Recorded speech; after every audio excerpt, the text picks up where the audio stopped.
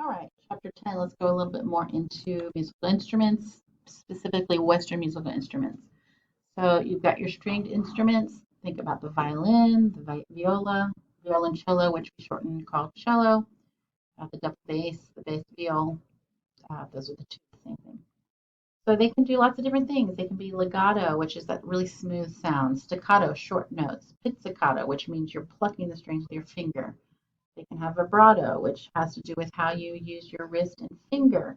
The glissando is sliding that finger along the string to create a tremolo. So lots of different things you can do, special effects with stringed instruments. You can even do trills, double stopping, you can mute, etc. Instruments that are plucked, like the harp or the guitar. Um, the harp has different pedals that will help change the pitches. You can do arpeggios, which you're sounding a chord, but it's broken. The notes are sounded individually. Or banjos or mandolins, which are all related to the guitar. You can see the double bass here and an electric guitar here, quite different.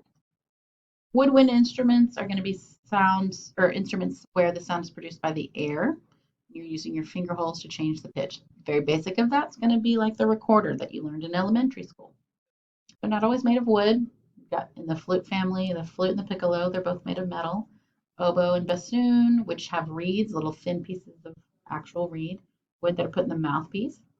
English horn, bassoon, contrabassoon, clarinet, saxophone have one reed versus the two reeds of the oboe and the English horn. You've got someone here that's a flutist or flautist, I believe you pronounce it. And this is a picture of an oboe. This gives you kind of an example. This is a bassoon. So many interesting looking instruments. Clarinet, brass instruments like the trumpet, French horn, trombone, tuba.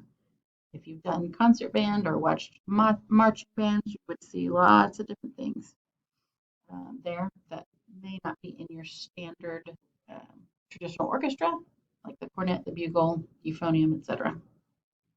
There's a trumpet, saxophone, French horn,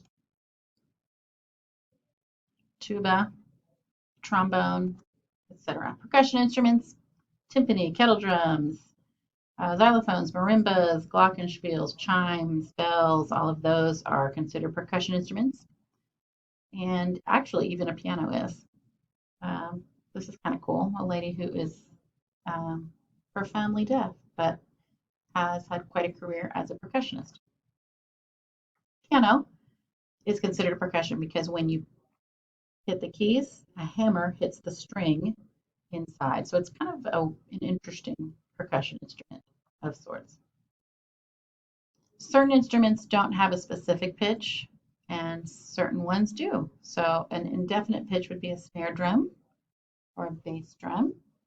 You think about a triangle, you can hear that tone or that pitch very specifically, very clear. And the keyboard instruments are a little strange. They don't really fit into only one or another because, as I said, with the piano, the hammer strikes the string, but then there's a string in there. So is that a string instrument or a percussion instrument? An organ has pipes. Air flows into the pipes, and that is controlled by keyboards and the pedal board. So again, it doesn't really fit.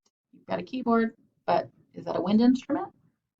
And a harpsichord, which is a predecessor to the piano, had quills, and those quills actually plucked metal strings. So all very interesting types of instruments that give us lots of different timbres and make music quite exciting to listen to.